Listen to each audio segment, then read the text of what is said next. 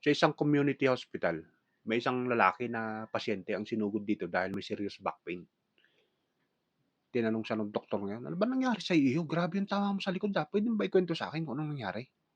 Nagkuwento naman yung pasyente, "Isa po kasi akong security guard doc, panggabi po ang aking duty.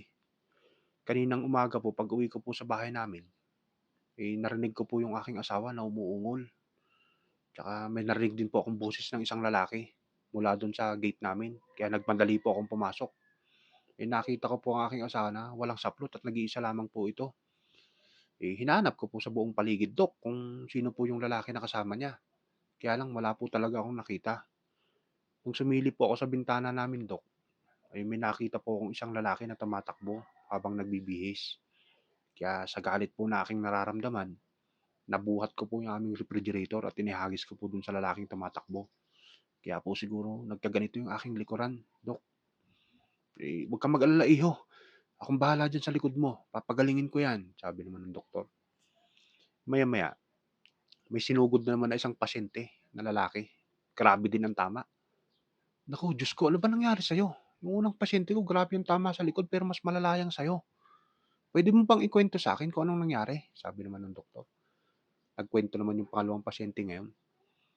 "Ako po kasi doc, matagal nang walang trabaho. Ngayong araw na 'to, ngayon po sana ako magsisimula sa bago kong trabaho kaya lang hindi po ako nakapag-set up ng alarm.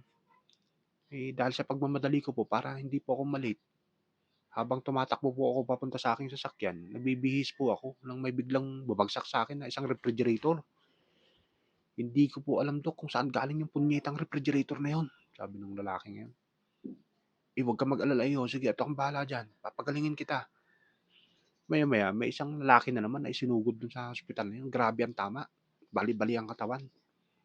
Naku, Diyos ko, yung una't pangalawang pasyente ko grabe ang tama pero mas grabe ka, ano ba nangyari sa'yo? Kaya mo pa bang magkuwento? Ikuwento mo nga sa'kin kung anong nangyari, sabi ng doktor ngayon. Pinilit naman nagkuwento nung pangatlong pasyente.